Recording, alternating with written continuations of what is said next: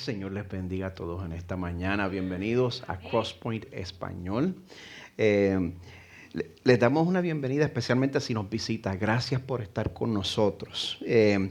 Gracias a todos por traer la iglesia a este salón y a los que están viendo esta transmisión a través de Facebook Live o a través de YouTube. Muchas gracias por estar en sintonía. Aquí en Crosspoint Español lo que nosotros hacemos es que escogemos un libro de la Biblia y cada vez que nos reunimos tomamos el tiempo que necesitemos para predicar este libro entero, capítulo por capítulo. Aunque vengan partes que sean difíciles, aunque vengan partes que para mi entendimiento sean retantes e inconvenientes, la Biblia es la que manda. Así que a principios de febrero comenzamos a hacer esto con el libro de Apocalipsis. Y antes de que usted me llame masoquista, yo admito que, mire, este libro de Apocalipsis es misterioso para muchos. Déjeme sacar un misterio del medio. Apocalipsis significa revelación. Este libro es misterioso para muchos y se puede entender porque es que tiene esa reputación. Ese género de libros, los libros apocalípticos, dejan a uno perplejo. Porque en vez de describir las cosas clara y directamente, pues se utilizan muchas imágenes simbólicas. Aquí hasta los números tienen significado. Ahora bien, a pesar de que este libro es antiguo, hay muchos símbolos que todavía se pueden descifrar. Por ejemplo, nosotros sabemos con seguridad que cada vez que encontramos aquí el número 7, eso significa perfección y plenitud.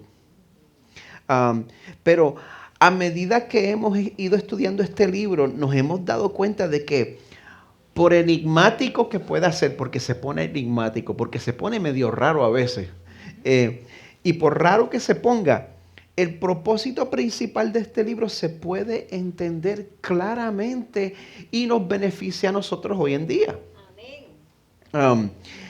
Bueno, los que estudiaron, los que saben más que yo, los que saben los idiomas originales, los que saben mucho, los eruditos. El consenso de ellos es que el libro fue escrito cerca del año 95 después de Cristo. El autor, el apóstol Juan, tendría aquí por lo menos unos 80 años de edad. Él estaba cumpliendo una condena de destierro en una isla prisión. Sabemos lo que es una isla prisión. ¿Quiénes se acuerdan de Alcatraz? Pues una isla prisión que existía a 40 millas de la costa de Turquía, que todavía existe. Bueno, la isla existe, pero todavía tiene el mismo nombre, se llama Patmos.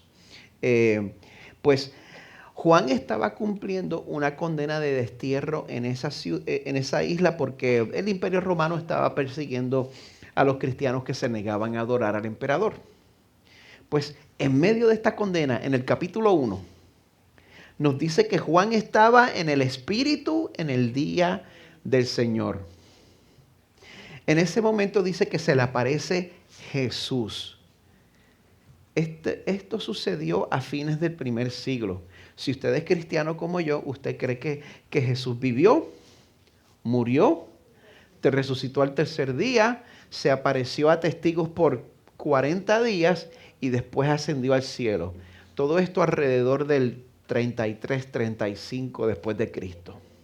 Si esto está pasando en el 95 después de Cristo, han sido 60 años desde la última vez que Juan vio a Jesús. Amén. Y se le aparece el Cristo resucitado, así que Juan, por supuesto, se desploma.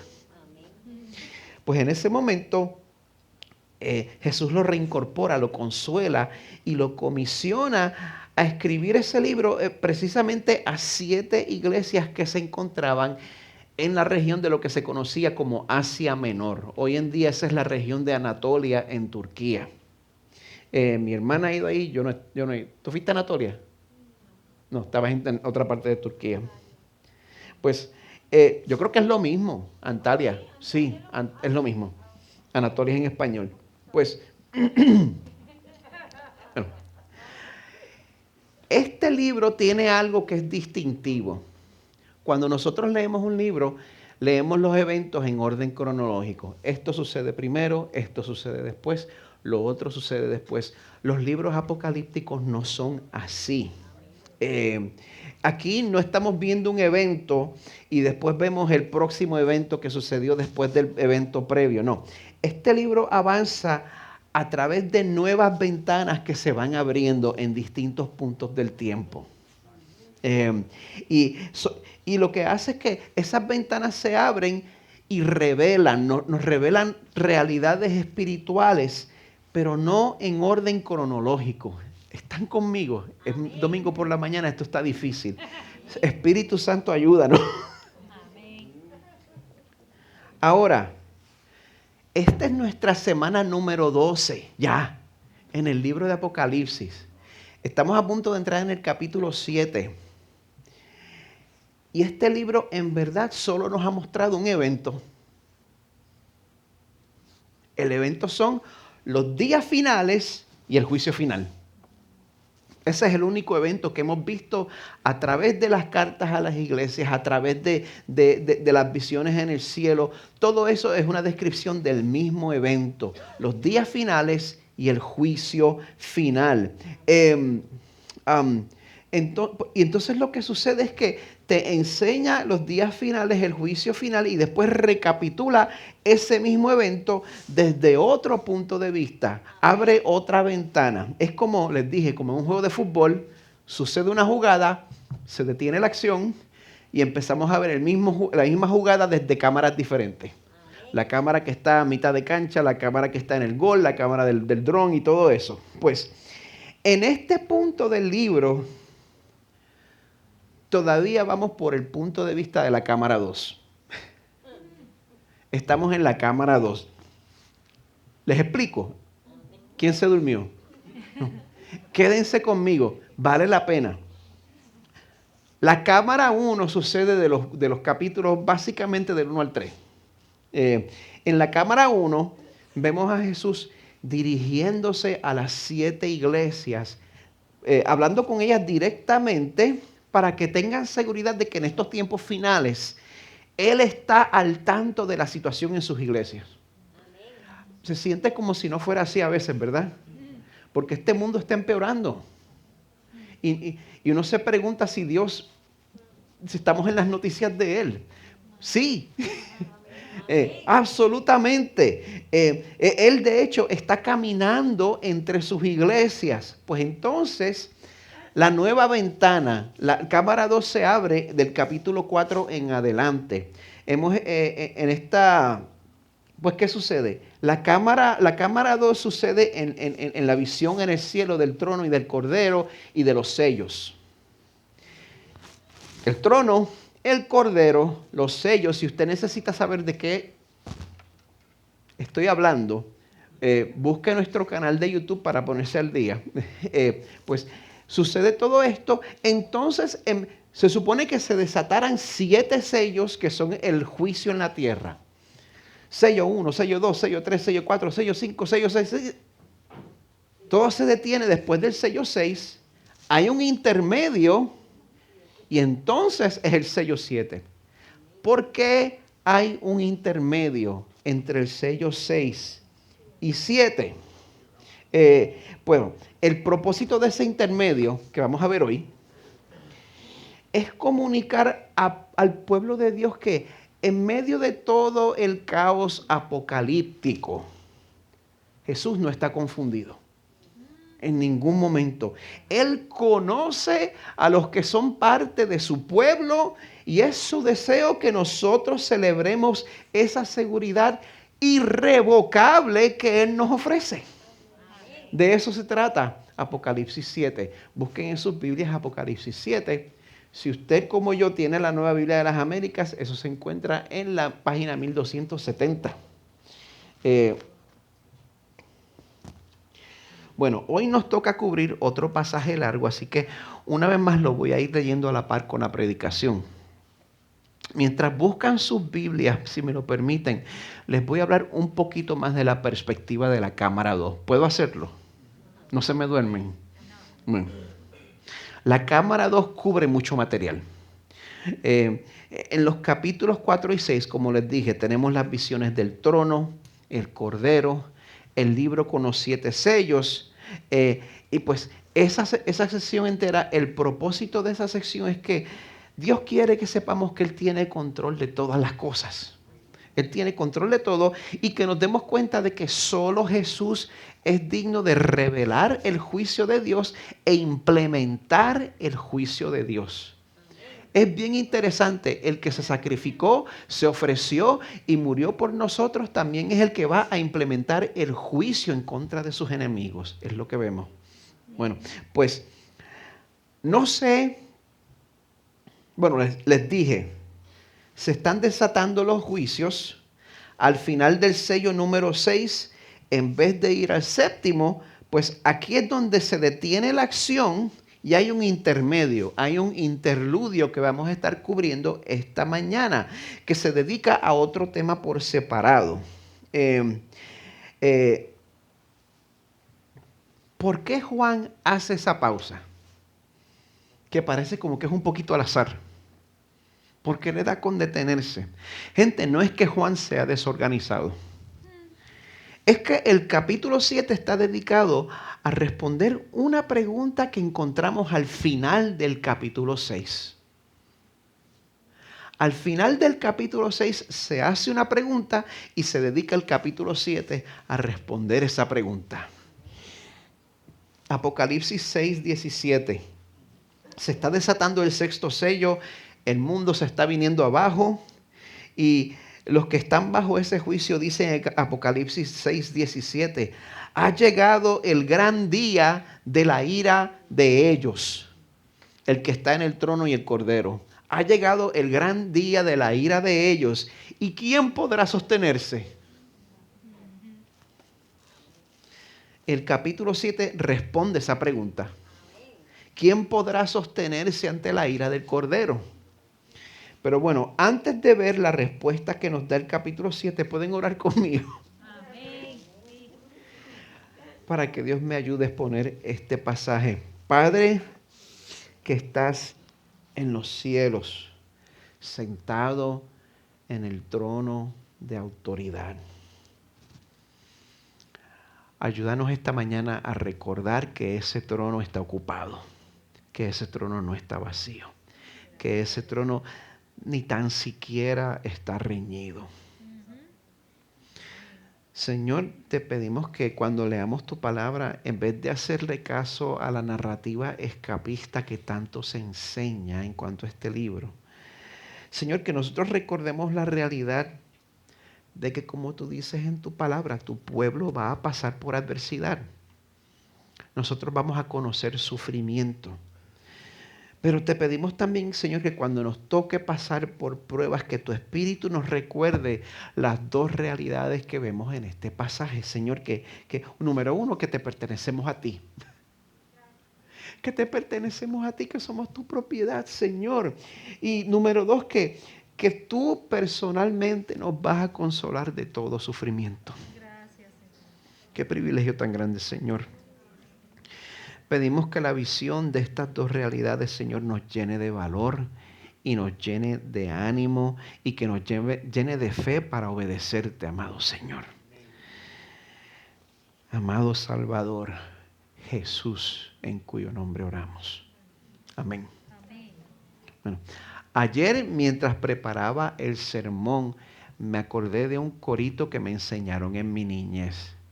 Y yo creo que aparte de Normita, papá y mamá, yo creo que más ninguno de ustedes se lo sabe. Challenge accepted. Yo soy testigo del poder de Dios, de los milagros que Él ha hecho en mí. Yo era ciego y ahora veo la luz gloriosa que me da Jesús. Segunda parte, nunca. Nunca, nunca, nunca me ha dejado. Nunca, nunca me ha desamparado. En la noche oscura, en el día de prueba, nunca Jesucristo me desamparará. Se la saben. No se preocupen, yo siempre ando corrigiendo los coros porque muchas veces son más emocionales que bíblicos. Este está bien. Este no tiene nada que corregírsele, la melodía es bonita y la letra es sólida. ¿Sí? Yo traigo este coro a nuestro recuerdo porque yo conozco muchas personas que como yo se criaron en los caminos del Señor, pero ahora viven apartados de ese camino. Y si tú le preguntas a ellos la razón por la cual ellos se apartaron, es porque ellos dicen que Dios sí los ha dejado, que Dios sí los abandonó, que Dios sí los desamparó, que Dios los desilusionó. ¿Conoce usted a alguien que cae en esa categoría? Yo sí. Yo siento compasión para con esas personas. Mi corazón se parte por ellos.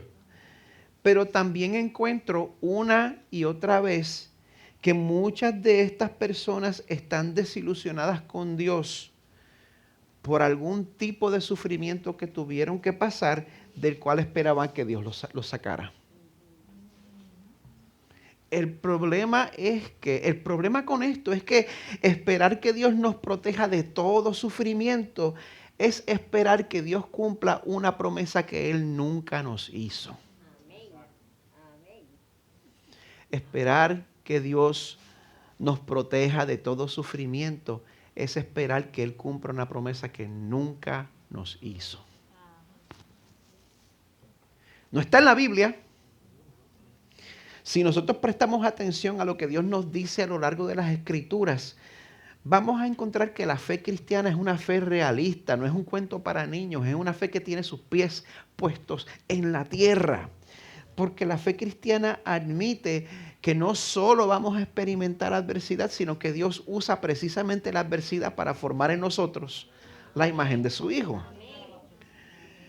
Pero amada iglesia, a pesar de que vamos a pasar por sufrimiento, hay una promesa que Dios sí nos ha hecho. Es la que vamos a ver en el pasaje de esta mañana. La promesa de que no importa qué tipo de adversidad tú tengas que pasar, Dios promete que no existe una prueba suficientemente fuerte como para matar tu fe. ¿Oyeron eso? Si tú estás en Cristo, no existe una prueba suficientemente fuerte como para matar tu fe en ningún punto de tu vida. En ningún punto de tu vida. Dios promete que si tú estás entre los que han creído verdaderamente en el sacrificio de Jesús en la cruz, Él mismo va a asegurarse de que tú llegues a la meta. Él mismo se va a asegurar. Si tú estás en Cristo, tú tienes una marca que te distingue y garantiza que el Dios que te llamó te va a sostener hasta el final. Porque Dios va a proteger tu fe hasta el último momento. En varias secciones del libro de Apocalipsis, para identificar algo o a alguien, Juan usa el recurso de decir oí y después vi. Él hace eso. Yo no sé si ustedes se han dado cuenta de eso en el libro. Primero dice, oí esto, entonces me viro y vi lo que es. Por esa razón, bueno, por ejemplo, capítulo 1, Juan oye una voz, cuando da la vuelta ve al Jesús resucitado. Pues por esa razón dividí la exposición de hoy en dos secciones, lo que Juan oye y lo que Juan ve. Así que vamos a la primera sección, lo que Juan oye comienza en el capítulo 7, verso 1, pero recuerden, al final del capítulo 6 la tierra se estaba viniendo abajo. Y de ahí sale la pregunta, ¿quién podrá sostenerse? Como respuesta a esa pregunta se abre una nueva ventana en el capítulo 7, verso 1. Para responder a esa pregunta, ¿quién podrá sostenerse? Pues esa ventana se abre en un punto diferente del tiempo. Los sellos se han estado desatando, los juicios de Dios han ido cayendo sobre la tierra. A lo último todo se está destruyendo y los que están bajo el juicio dicen que la tierra me caiga encima. Es mejor que experimentar la ira del Cordero. ¿Quién podrá sostenerse? En ese momento se abre otra ventana en un punto previo del tiempo. Es un punto previo del tiempo porque todavía no ha sucedido ninguna de esta destrucción que les dije. Dice, esto es un tiempo en el cual los sellos no han causado destrucción. El verso 1 dice, Juan ve 4 ángeles de pie en los 4 extremos de la tierra que detenían los 4 vientos de la tierra para que no soplara viento alguno, ni sobre la tierra, ni sobre el mar, ni sobre ningún árbol.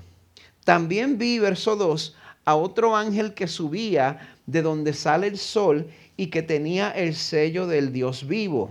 Gritó a gran voz a los 4 ángeles a quienes se les había concedido hacer daño a la tierra y al mar. Cuando nosotros leemos sobre 4 ángeles que detienen los vientos y 4 ángeles a quienes se les da permiso para hacer daño. 4 ángeles, hay que prestar atención a ese número 4, porque tiene un significado. Para que no estemos aquí el resto de la tarde, esos 4 vientos, esos 4 ángeles representan la misma realidad de los 4 jinetes, las fuerzas que se levantan en contra del reino de Dios. Pues como vemos en el libro de Job, ¿quiénes se acuerdan de la serie de Job el año pasado? Las fuerzas del mal tienen que pedir permiso antes de operar en la tierra. Las fuerzas del mal tienen que someterse ante las instrucciones de Dios. En Zacarías 6 también vemos que los 4 vientos del cielo salen después de presentarse ante el Señor de toda la tierra. Pues de igual manera, a los 4 ángeles a quienes se les había concedido hacer daño, se les da la siguiente orden en el verso 3. No hagan daño ni a la tierra, ni al mar, ni a los árboles. O sea, esto sucede antes de los sellos. No hagan daño. ¿Por qué? Porque algo importante tiene que pasar primero.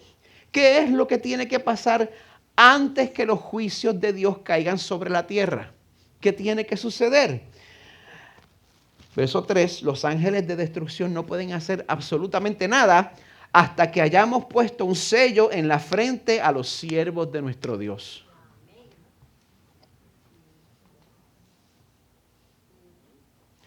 No hay juicio que caiga sobre la tierra hasta que Dios haya identificado lo suyo.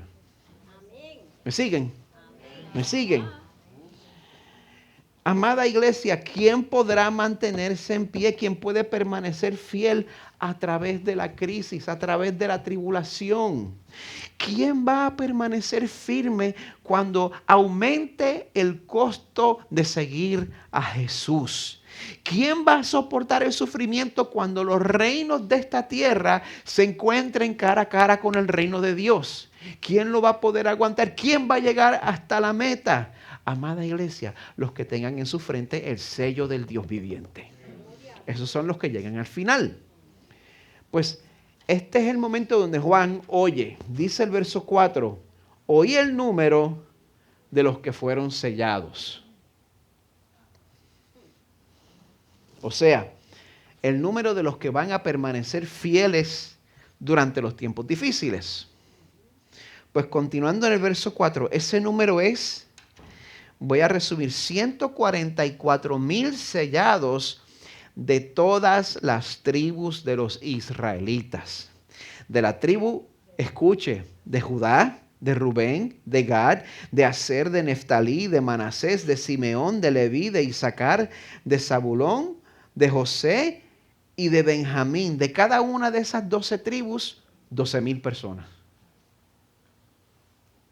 Para un total de 144,000.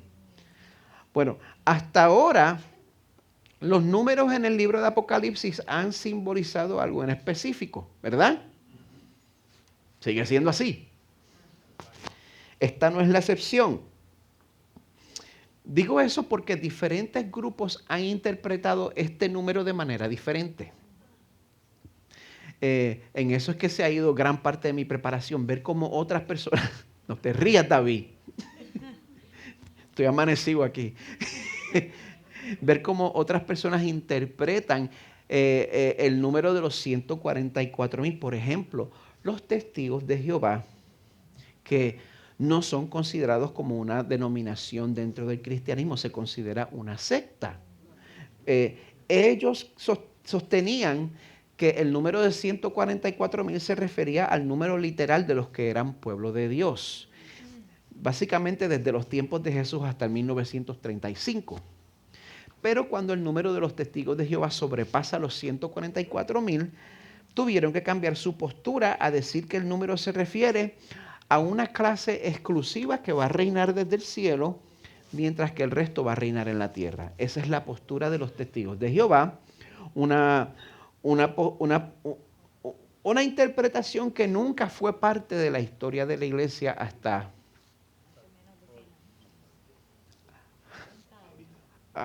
hasta recientemente. Si no me sé el año, no lo voy a decir. Hasta recientemente.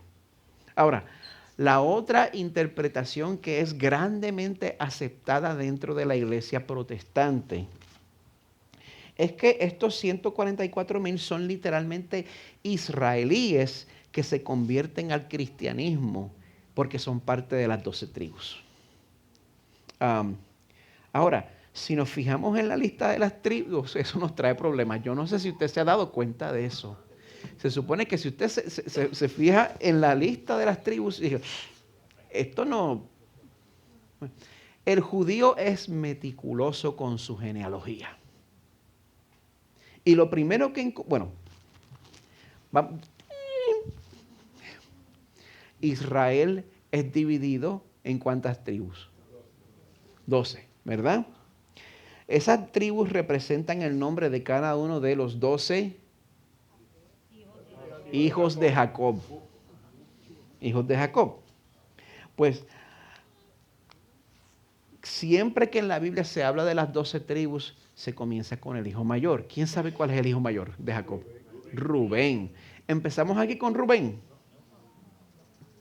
La primera tribu en la lista es la de Judá. Eso no es un accidente. De la tribu de Judá salió Jesús. En segundo lugar, se omite una tribu. Hay una de las 12 tribus que no está... dos. Bueno, se omite la tribu de Dan y entonces encontramos la tribu de Manasés. Exacto. Manasés, nieto de Jacob, hijo de José, de madre egipcia.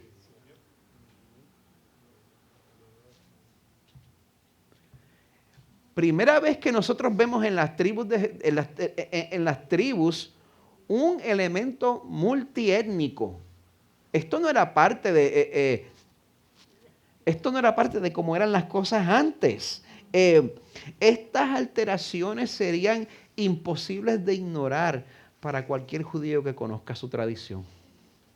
Y por eso yo creo que el número 144,000 es otra manera simbólica de referirse a todo el pueblo de Dios a través de la historia. Gente, yo salí flojo en matemáticas, pero hasta yo sé que 144 es igual a 12 por 12. ¿Verdad? El número 12 nos debe recordar tanto a las 12 tribus de Israel como a los 12 apóstoles. Y no es que Dios haya reemplazado a Israel. No es eso. Es que Dios ha expandido su pueblo para que ahora se componga de todos los grupos étnicos. Tanto de judíos como de gentiles que confían en Jesús como Salvador. Porque fuera de Jesús no hay salvación.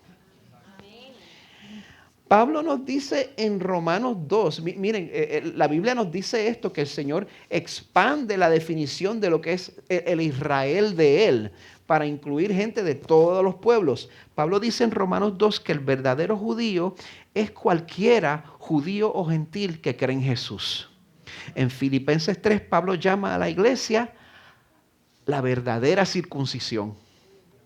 En Gálatas 3, Pablo llama a cualquiera que pertenezca a Jesús descendencia de Abraham. En Gálatas 6, Pablo llama a la iglesia el Israel de Dios. Este número 144,000 simboliza, como dice el verso 9, un número imposible de contar. Un número imposible de contar de indígenas, africanos, árabes, judíos, indios, asiáticos, europeos, que han puesto su confianza en Jesús. Hasta venezolanos. Esos llegan primero que los puertorriqueños, te voy a decir. Pero es un grupo multiétnico que ha puesto su fe en Jesús. Esos son los que van, nosotros. Los que creemos en Jesús somos el verdadero Israel y somos los que vamos a poder permanecer en pie a través de los tiempos difíciles, los que nos identificamos con Jesús. Así que la pregunta es obvia. ¿Eres parte de ese grupo? Si no estás seguro, yo te instaría en esta mañana que te asegures. Habla conmigo o habla con cualquiera que esté levantando la mano ahora mismo.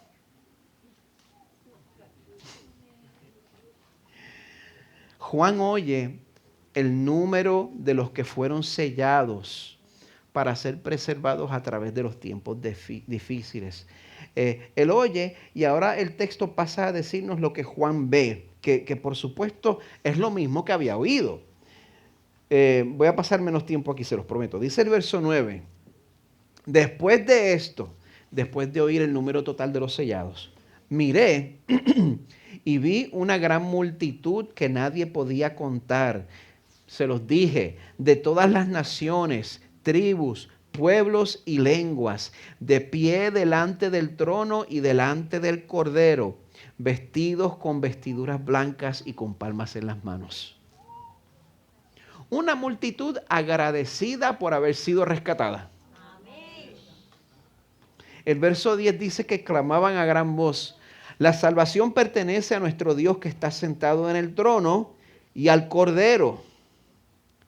Pues cuando en el cielo un grupo empieza a alabar, esa alabanza se hace contagiosa. Y otros grupos dentro de la corte del cielo también empiezan a alabar.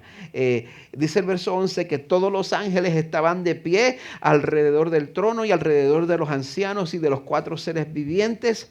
Estos cayeron sobre sus rostros delante del trono y adoraron a Dios diciendo: amén.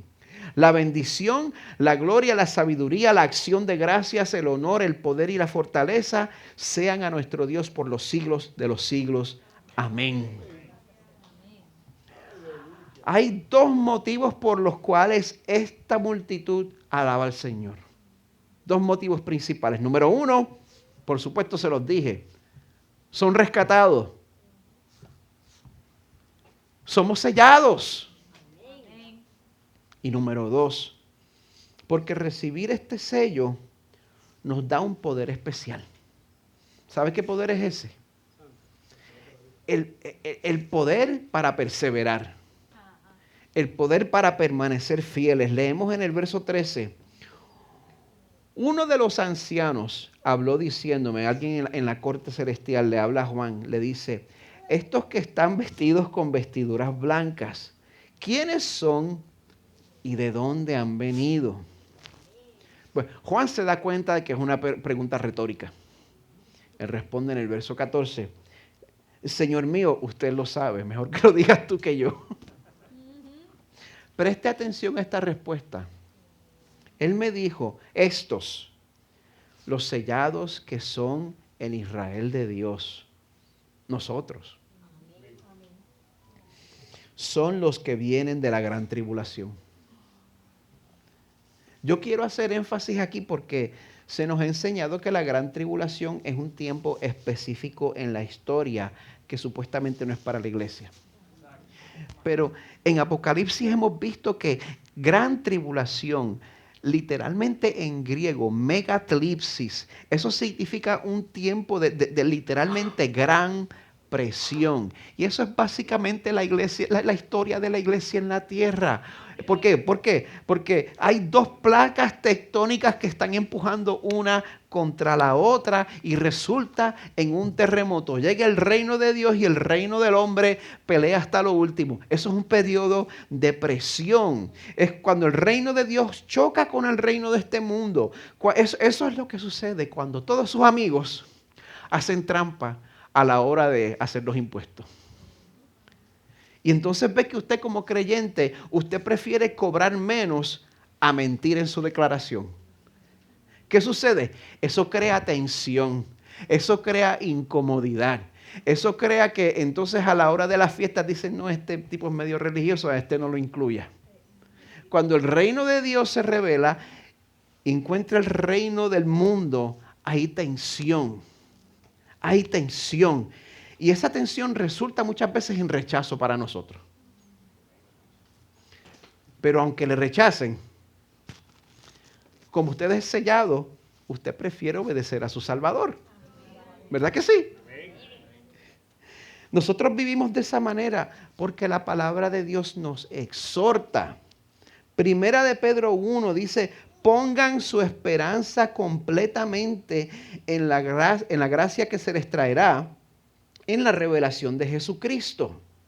Como hijos obedientes, no se conformen a los deseos que antes tenían en su ignorancia, sino que así como aquel que lo llamó es santo, así también sean ustedes santos en toda su manera de vivir. Ese es el llamado que el Señor nos tiene. Así que al saber que este día se aproxima, vamos a ser diligentes para purificarnos durante esta espera. Esa es la exhortación que tenemos aquí. Dicho eso, es importante que sepamos que lo que nos identifica como el pueblo sellado de Dios no es lo bien que usted se ha portado.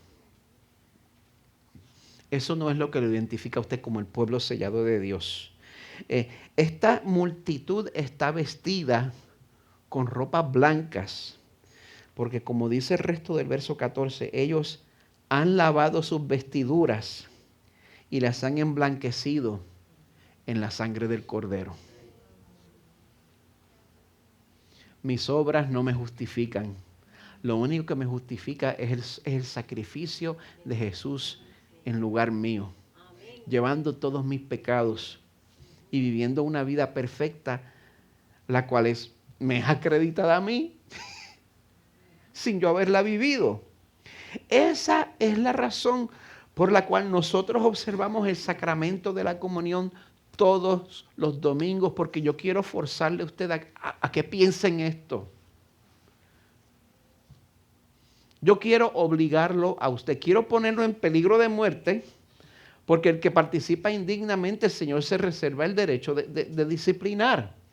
Pero quiero ponerlo en la posición para que usted recuerde lo que el Señor ha hecho por usted todas las semanas.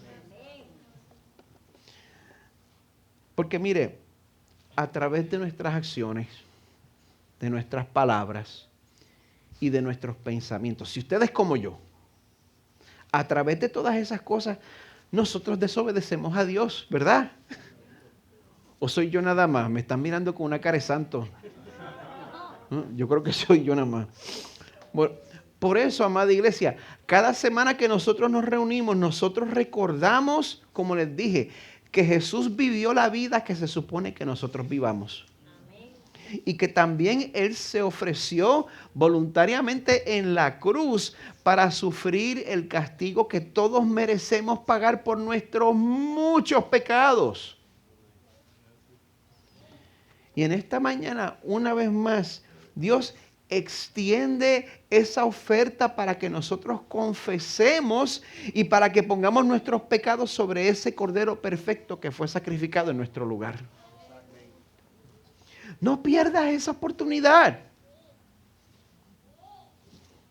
Ya sea por primera o por milésima vez en esta mañana, Lava tus vestidos en la sangre de Jesús. Esa es la razón por la cual el pueblo de Dios tiene el privilegio que vemos en el verso 15. Ellos están delante del trono de Dios y les sirven día y noche en su templo. Y aquel que está sentado en el trono extenderá su tabernáculo, su morada, sobre ellos. O sea, que nuestros sufrimientos van a ser consolados con la misma presencia inmediata de Dios. Algo que nosotros no podemos aguantar ahora mismo sin quemarnos. El Señor nos va a transformar y a través de su presencia inmediata nos va a consolar de todos los sufrimientos que hemos pasado en nuestras vidas, de todas las pérdidas que hemos experimentado, de todas las traiciones que hemos experimentado. La presencia inmediata del Señor nos va a consolar absolutamente en un instante. Y después tienes la eternidad entera para disfrutar de su intimidad.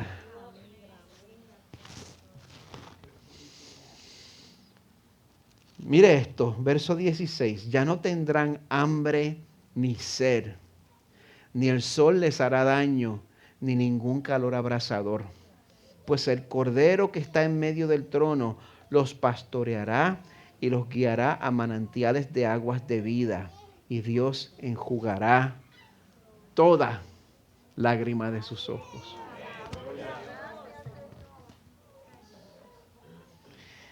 El comentarista Darrell Johnson escribe: en el horizonte detrás de nosotros tenemos un sello que se nos dio. En el horizonte que tenemos delante de nosotros tendremos intimidad con el Cordero, nuestro pastor. Estos horizontes nos ayudan a permanecer fieles mientras seguimos a Jesús a través de la gran tribulación. El horizonte de saber que eres sellado y el horizonte de saber que vas a pasar una eternidad con el Señor, eso es lo que te mantiene fiel a través del tiempo de tribulación. Pero una vez más, esta fidelidad a Dios no sucede a través de nuestra fuerza de voluntad. La razón por la cual este sello garantiza que nosotros vamos a llegar a puerto seguro es porque este sello llama nuestra atención a un Dios que es fiel. La fidelidad es de Él. Él es fiel para preservarnos y llevarnos hasta el final. Así que mientras el equipo de adoración pasa al frente y toma sus lugares, yo quiero cerrar con estas palabras del apóstol Pablo en Romanos 8. Si Dios está por nosotros, ¿quién estará contra nosotros? El que no negó ni a su propio Hijo, sino que lo entregó por todos nosotros, ¿cómo no nos dará también junto con Él todas las cosas, incluyendo la habilidad de permanecer fieles hasta lo último? Gracias, Señor. ¿Quién acusará a los escogidos de Dios? ¿Has llegado aquí con una conciencia culpable? Refúgiate en la cruz. Confiesa tus pecados. Refúgiate en la cruz, porque una vez eso toma lugar, nadie puede acusar a los que son del Señor. Dios es el que justifica. ¿Quién es el que condena? Cristo Jesús es el que murió, sí, más aún el que resucitó, el que además está a la diestra de Dios, el que también intercede por nosotros. ¿Quién nos separará del amor de Cristo? ¿Tribulación o angustia o persecución o hambre o desnudez o peligro o espada? Un par de versos después él mismo responde esa pregunta. Estoy convencido de que ni la muerte, ni la vida, ni ángeles, ni principados, ni lo presente, ni lo porvenir, ni los poderes, ni lo alto, ni lo profundo, ni ninguna otra cosa creada nos podrá separar del amor de Dios que es en Cristo Jesús, Señor nuestro. Amén. Así que preparemos nuestros corazones para responder participando en el sacramento de la comunión.